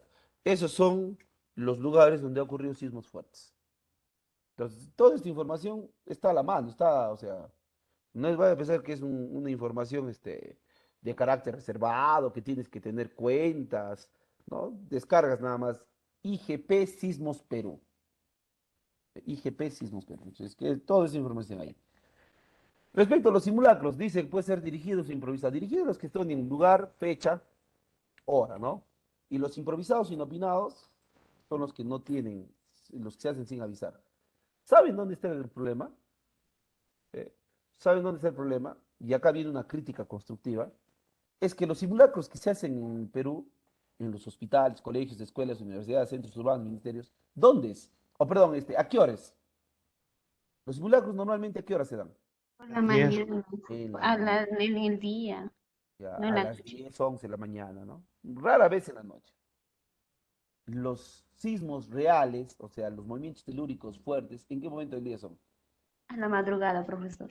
Entonces, ¿ustedes qué opinan? Una cosa es que tú hagas el simulacro despierto, y otra muy diferente es que te agarre el sismo durmiendo. ¿Se acuerdan de mayo del 2019, donde la gente salió como pudo? ¿Se acuerdan o no se acuerdan? Sí, Hasta Calato salió, ¿no? sin ropa. ¿Cuál es la moraleja de ese sismo? Duerman con ropa, pues. No hay otra. Profe, hace calor. Hay ropa de dormir de verano y hay ropa de dormir de invierno, pues. Pero esos que duermen como Dios les ha traído al mundo, ya saben lo que ha pasado, ¿no? Han salido, pero con su sábano, ¿no? Parece faldón han salido. ¿Eh? Y en Lima no solo, Luz, ha habido en varios lugares del país donde han salido, pues, casi como Dios les ha traído al mundo. Casi como Dios les ha traído al mundo. Pero al margen de eso, de esta anécdota que nos pasó en el 2019, el tema está en que yo creo que al menos 2 veces por año, Defensa Civil debería programar simulacros inopinados y de madrugada. Profes sí, de madrugada. ¿Por qué de madrugada? Porque es en ese momento del día donde verdaderamente ocurren los sismos, ¿no? Por eso les digo, una cosa es que el sismo te agarre despierto, o sea, en tus 5 sentidos, y otra muy diferente es que te agarre somnoliento, ¿no? Oye, temblor, temblor, te dice alguien, o alguien grita, temblor, y tú sales como pues, ¿no? Tu short a veces, y duermes sin polo, el otro con su ropa interior, el otro se para, ¿no? Todo, se para donde puede y no sabe ni siquiera qué está vestido, ¿no? ¿Cierto? No, sí, temblor. Oye, mira cómo estás. Y recién te alocas y toalla, frazada, ¿sabes? Que recién ya todos te han visto, ¿no? Pues ahí viene un tema. Ahí viene un tema. Entonces, esa es una crítica constructiva, ¿no? Para mí, Defensa Civil debe hacer simulacros de madrugada y sin avisar. ¿Por qué sin avisar? Porque si tú le dices mañana va a haber simulacro en la madrugada a las 12 de la mañana, la gente le va a interesar un comino participar, pues. Pero si tú, 2 de la mañana, un día que empiecen a sonar las sirenas, ahora peor que en Huánuco, ahora mejor, no peor, ahora mejor que en Huánuco, tenemos altoparlantes en algunas cuadras, que empiece a sonar ahí la sirena, ¿no? ¿Mm? Pasen los patrulleros, la sirena de las ambulancias por toda la ciudad. Aunque sea de chismoso, te vas a levantar, ¿sí o no? ¿Sí o no? Como dice, aunque sea por las puras, pero te vas a levantar. La primera vas a renegar, ¿no? Profe, ¿cómo me van a malograr mi sueño? Si mi sueño es sagrado. Le voy a insultar a ese que ha programado. La primera será así, pero la segunda vas a entender. Y si hay una tercera, vas a tener que participar porque es para tu bien. ¿Acaso es para su bien del imbécil? No, es para tu bien. Para que cuando te agarre el sismo de madrugada ya sepas cómo actuar, ¿no? Sepas cómo salir. Y no estés mostrando parte de tu cuerpo, pues, a todo el mundo solo por no saber qué hacer, ¿no? ¿Mm? Entonces, los simulacros. Esa es para mí la crítica constructiva que doy. No lo estoy destruyendo, pero más allá de los sismos o los simulacros en la mañana, debe haber de madrugada. Por último, hay que identificar las zonas de peligro y las zonas de seguridad, ¿no? Las zonas de peligro van a ser lugares donde nuestra vida puede sufrir daño, nuestra salud o nuestra integridad física y mental, en caso de sismos, huaicos, inundaciones. Miren estas casas, pues, chicos. La primera, sobre todo. Miren esa casa. Y luego, cuando le pase algo a la familia que vive, ¿a quién le van a echar la culpa? Al Estado, al gobierno. Y eso está mal, pues. Eso está mal. ¿Eh? Eh, Acá sí creo que hay que ponernos serios, ¿no? Acá hay que ponernos serios. ¿Saben por qué les digo? Porque cuando ocurre una desgracia, a quienes asumimos, como dice, los gastos somos nosotros. ¿A través de qué? A través del pago de nuestros impuestos. ¿De dónde crees que sale la plata para la ayuda? ¿De quién y de dónde sale la plata para la ayuda? Justamente de nuestros bolsillos, ¿no? Entonces, a mí no me pueden decir que por una necesidad yo hago mi casa, pues, donde me da la gana. O sea, no es una excusa. Alguien que me diga, no, profe, no necesitan. No, pues. A ver, aquí le estoy hablando serio, ¿ah? Yo no sé en qué momento estoy haciendo chistes o bromas. Igualito para Irving. No sé, si ustedes me van a hacer comentarios que estamos hablando, les doy la palabra. A ver, Irving y su compañero, el señor Aquiles. No sé qué cosas quieren opinar de lo que estamos hablando.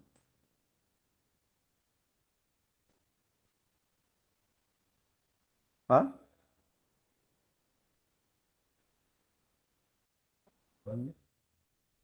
¿Qué pasa, chicos? Estamos hablando de algo importante que se da en nuestra realidad y ustedes, no sé, sus comentarios están fuera de lugar, ¿ah? Fuera de lugar. Entonces, lo que les decía, ¿no? En nuestro país ocurre esto porque lamentablemente las instituciones son muy flexibles, ¿no? Alguien me dirá, profe, ¿quién debería prohibir esto? La municipalidad. La municipalidad debe prohibir esto, ¿no? ¿Por qué? Porque son ellos los que dan permiso para construir casas. Uno, ¿ve? ¿Quién debe estar ahí vigilante? Los gobiernos regionales. ¿Y de dónde deben salir las leyes? Desde el Congreso de la República. No quiero compararme con otros países, decir en tal país se hace eso, pero en otros países, chicos, al menos viendo la imagen que está acá, ¿saben a cuántos metros está prohibida hacer una casa cuando está cerca del río? 100 metros, una cuadra. Una cuadra prohibida hacer casa cerca del río. Una cuadra. En el Perú lo hacen en el borde. En el Perú lo hacen en la boca de las quebradas. Por donde baja el Huayco, ahí están las casas. Guano, que es un ejemplo claro. Y luego les pasa algo. No, papá gobierno me tiene que dar todo. No pues. Discúlpeme cómo me voy a expresar, pero ¿quién carajo les dice que hagan su casa ahí? ¿Quién les ha dicho a su casa ahí? O sea, porque tú no tienes casa, vas a hacer donde te da la gana y vas a exponerte al peligro tú y tus hijos y tu familia. No es así, pues. Las cosas no funcionan así. ¿Mm? La necesidad no te puede conllevar a hacer lo que te ven en gana, porque eso es lo que ocurre. Cuando ustedes le reclaman, oye, ¿quién te ha vendido esto? No, me han vendido. Y ahí vienen pues los traficantes de terrenos, que también existen un montón en Perú. Gente que se hace dueño de terrenos del Estado también. De terrenos del Estado también. y que lamentablemente el Poder Judicial también se presta para esto. Zonas de seguridad, lugares donde se tiene protección frente a los riesgos o donde hay menos probabilidad de que dichos riesgos ocurran. En ese sentido, escuchen lo que les voy a decir. Después no me digan, cuando pregunte una respuesta equivocada. Lugares, escúchenme bien, lugares que brindan al servicio al público, lugares que brindan servicio al público, sea institución del Estado o sea empresa privada, obligatoriamente tiene que estar señalizado sus zonas de seguridad. ¿De qué color? Verde con blanco. Verde con blanco. ¿Quién lo dice? Defensa Civil. Y si no lo hacen, multa. Pregunto, en tu casa, que no brinda servicio al público, debe estar obligado, señalizado con lo que estamos viendo en la pantalla. No, no, profesor. No, ¿Por qué, Elian? Profesor. ¿Por No qué, Elian? necesariamente, profesor. ¿Por qué? Ya O que alguien. nosotros Tiene su servicio público. hacemos Que no son Claro, servicios tú no le públicos, estás brindando un profesor. servicio pues a alguien o a la población. Pero ponle que tu casa sea de 3 pisos y el primero sea restaurante y el segundo y el tercero es donde tú vives. ¿Dónde sí debe Necesariamente estar debe señalizado? Ahí En el sí. primer piso, claro. Primer piso. Por eso les preguntaba, ¿no? Ponle que tu casa que no brinda servicio al público debe estar señalizada así. La respuesta es no, porque nadie te va a supervisar, pues. Pero si tu casa en el primer piso es restaurante y en el segundo y en el tercero son para que tú lo vivas, en el primer piso obligado tienen que estar sus señales de zonas de seguridad. ¿Correcto? ¿Está quedando claro esto o no?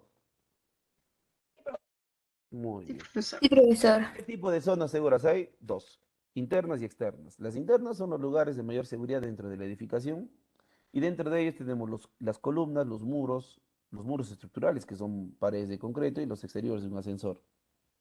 ¿Ve? Los umbrales de una puerta también, ¿no? Al pie de una puerta tú te pones, es una zona segura interna. Externa, lugares abiertos como parques, plazas, áreas verdes, playas de estacionamiento. No me digan playas nada más, playas de estacionamiento, o también conocidos como las cocheras. También van a ser lugares de zonas seguras externas. Y los campos deportivos, lugares abiertos. Y eso es lo que no tenemos a veces cercano, ¿no? A veces tú levantas la cabeza y no tienes un parque cercano, por ejemplo, para evacuar, para poder ir ahí y poner un recaudo. Huánuco no tiene muchos parques dentro del casco urbano. No hay, ¿ve? La plaza de armas, por ahí, pero que tiene árboles muy antiguos que también se podrían caer producto de un desastre, un sismo. El Parque Amarilis, por ahí, pero para las personas que viven por ahí cerca. El Parque Leoncio Prado, el Parque San Pedro, y no tengo más, ¿no? Yo no tengo más parques para una ciudad que va en franco crecimiento como la ciudad de Huánuco. En cambio, en Lima sí vemos parques a cada rato, ¿no? Vemos parques constantes en Lima. Entonces se debería haber pensado en eso. Ahora alguien me dirá, profe, ¿y ahora dónde construir un parque? Si todo está lleno de casas. Ahí está el tema, pues. No se visionó el tema de la construcción de lugares abiertos. Y ahí viene el gran problema. Por último, la famosa y llamada mochila de emergencia, que debe tener todo esto, ¿no? Un botiquín de primeros auxilios, radiapilas, una cuchilla multiusos, linternas y silbatos, útiles de aseo, agua embotellada que no pase el litro y medio, dos, alimentos no perecibles, mantas y ropa de abrigo, que es el que tiene más volumen pero no pesa, y documentos y duplicado de llaves, ¿no? Sobre todo, ¿cuál es la información que deberíamos tener en la mochila de emergencia? ¿Cuántos kilos debe pesar? ¿Para cuántos es? ¿Y dónde debe estar ubicado? ¿Eh? Entonces, la mochila de emergencia no debe pesar más de 8 kilos. No debe pesar más de 8 kilos. ¿Para cuántos es? Para dos personas. ¿Y dónde debe estar ubicado? Al costado de la puerta a la salida a la calle. Al costado, a la puerta a la salida a la calle. Profe, yo vivo en una quinta, entonces, al costado de tu puerta a la salida a la quinta.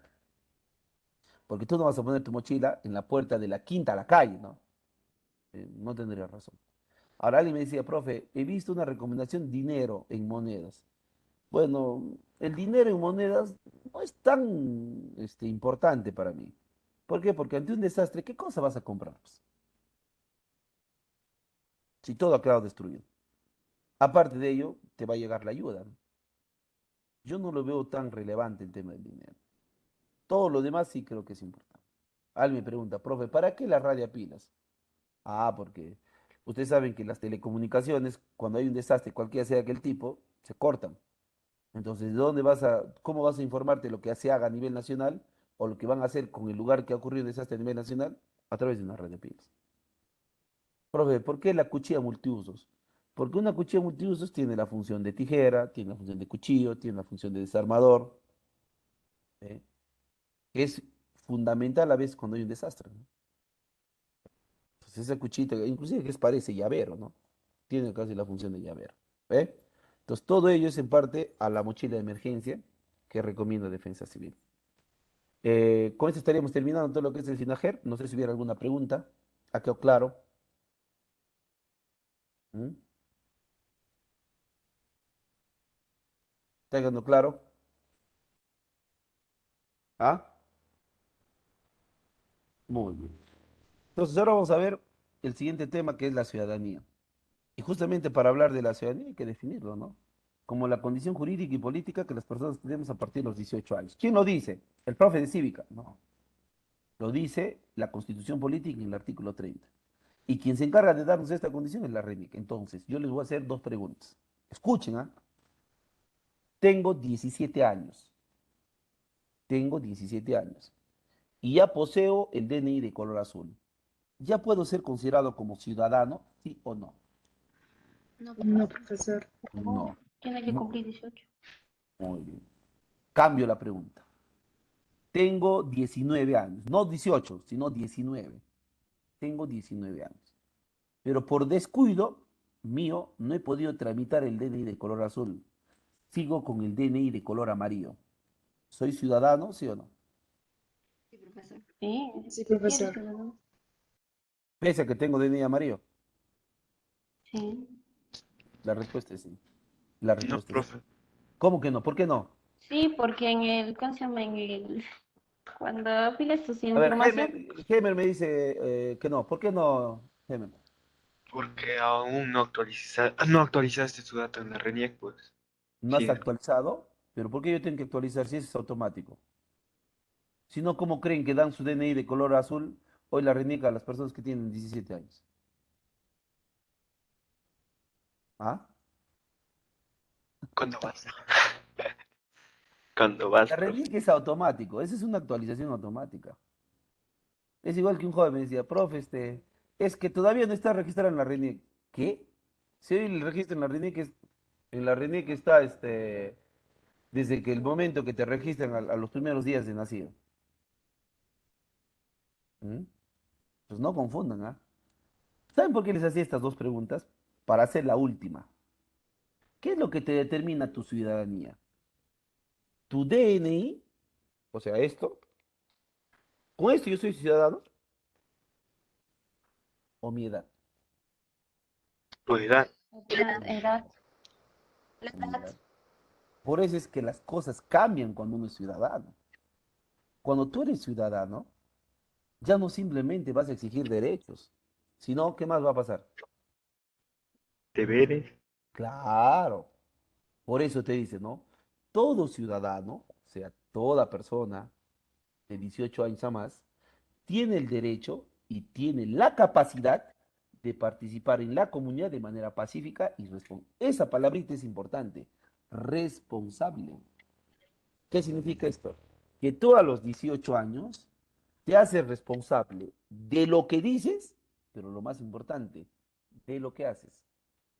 Ya no hay papito, mamita que te va a salvar. Cuéntanos. Y yo les cuento un caso. Dos jóvenes iban a cumplir años en la misma semana. Dos jóvenes, ¿ah? Uno cumplía un miércoles y el otro cumplía un sábado. Entonces, para ahorrar gastos, los dos festejan su cumpleaños el sábado. ¿Ya? Miren, ¿ah? Iban a cumplir 18 años. Uno el miércoles, el otro el viernes, pero festejan el sábado. Se van a hacer sus encerronas que hoy hacen los jóvenes, ¿no? Cada uno con su pareja, tragos van, tragos vienen, hubo droga, dicho sea de paso. La cosa es que, pasadas las horas, Eran 4 varones, una mujer. La mujer mayor, ¿ah? Ni siquiera era menor, la mujer era mayor. Ya. La cosa es que la mujer empieza a beber con los 4, se embriaga y, pierde la conciencia. Los 4 abusaron de ella. ¿Por qué les digo que abusaron de ella? Porque la chica estaba inconsciente, pues. Entonces, la cosa es que al día siguiente la chica se levanta con uno de los cumpleañeros. Se levanta y dice, oye, ¿qué? Desnuda. ¿Qué ha pasado acá? Ah, hemos estado tomando, nos hemos besado, el otro le cuenta, ¿no?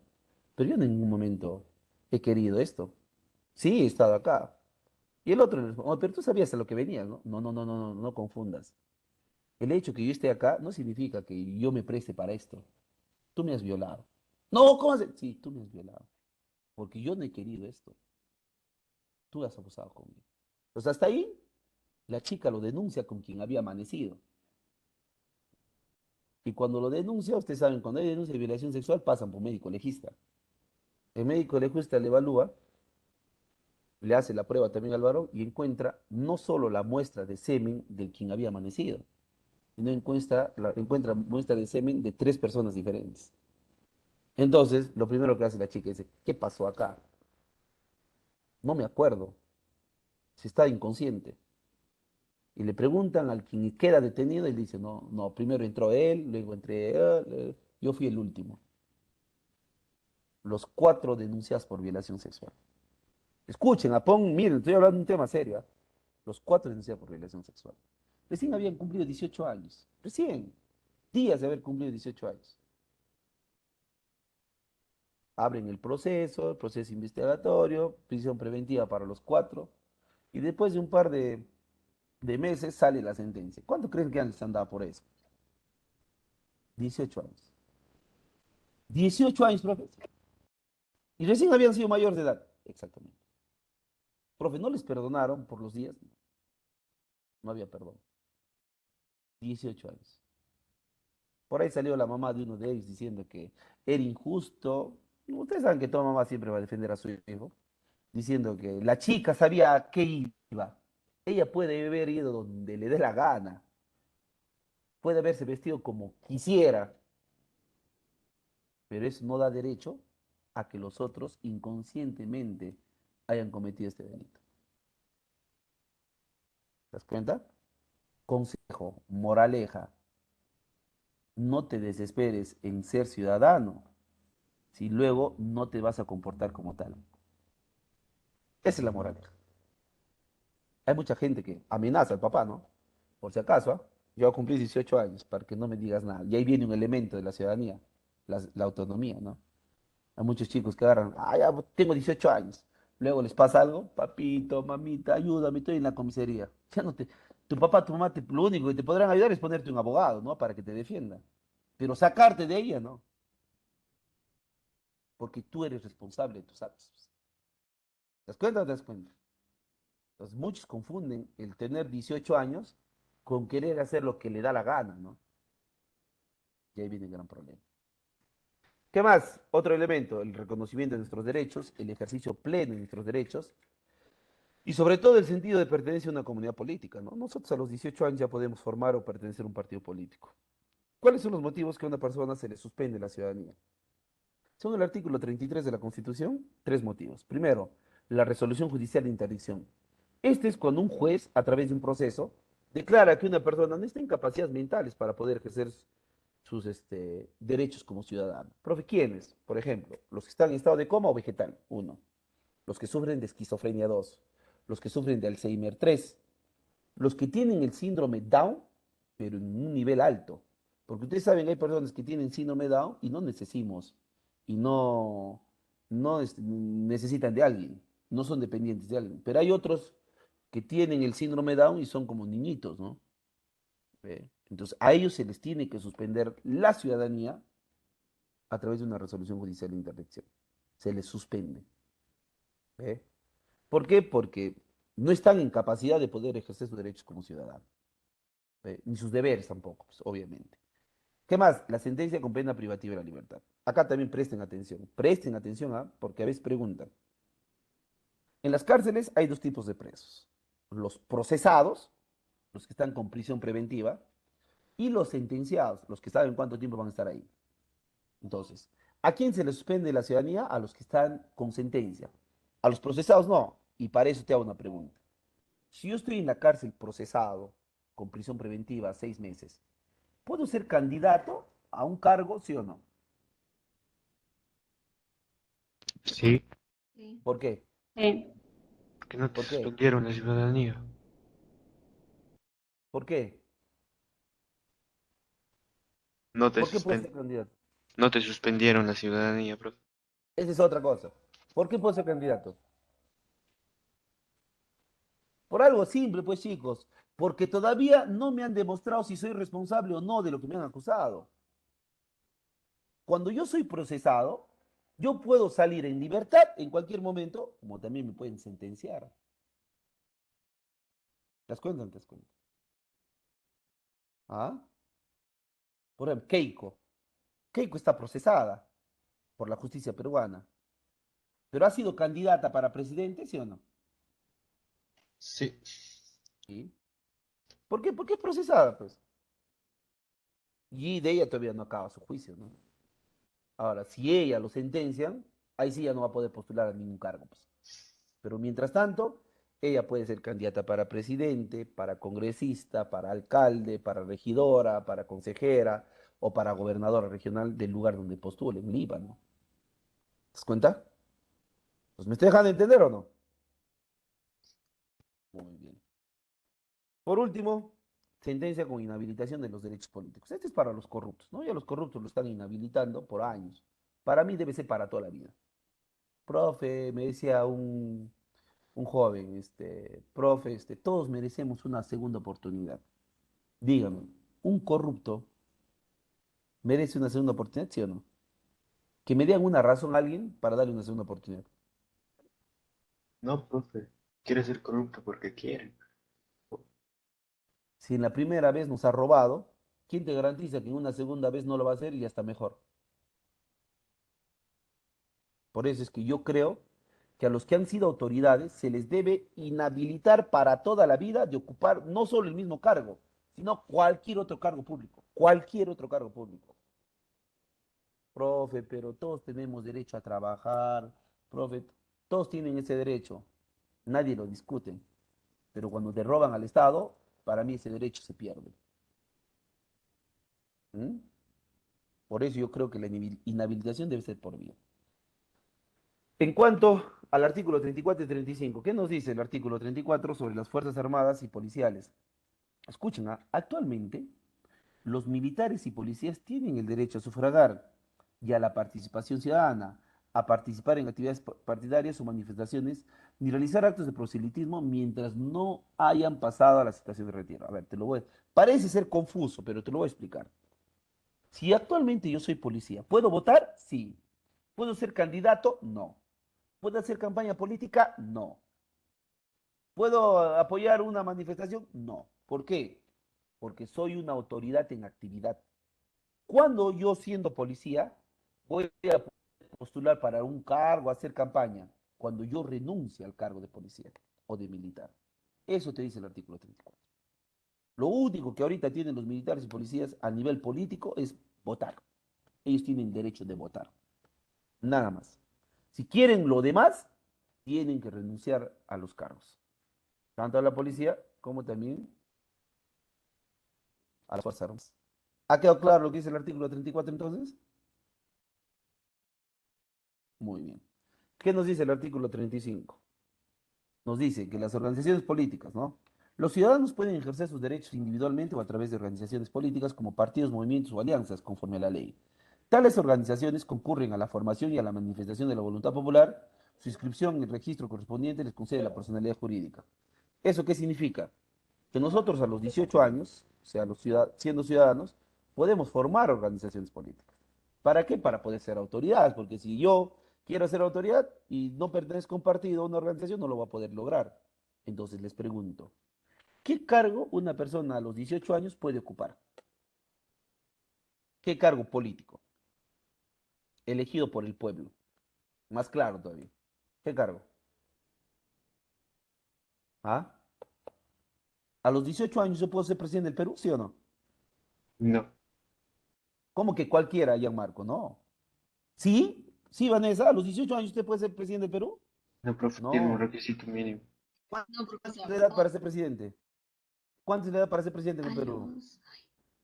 25. 35. ¿A los 18 años yo puedo ser congresista, gobernador regional y consejero regional? ¿Sí o no? Congresista, Tampoco. no, 25 creo. Tampoco. Para ser congresista, consejero, gobernador es 25 años, edad mínima. ¿A los 18 años yo puedo ser alcalde y regidor? ¿Sí o no? Sí, Ahí sí. Ahí sí. Ahí sí. Y para yo ser elegido alcalde o regidor, ¿qué tengo que hacer, he dicho? Primero tengo que pertenecer o participar de qué? Un partido De político. las... un partido Muy político. bien. ¿De los partidos políticos o de las organizaciones políticas? ¿Sí? Entonces, esto es en cuanto al artículo 35 de la Constitución. Listo, el tiempo nos ha ganado, el tiempo apremia y no sé si hubiera alguna pregunta al respecto. ¿Está claro? Sí, profe, todo claro. Una duda ¿en dónde? A ver, dígame.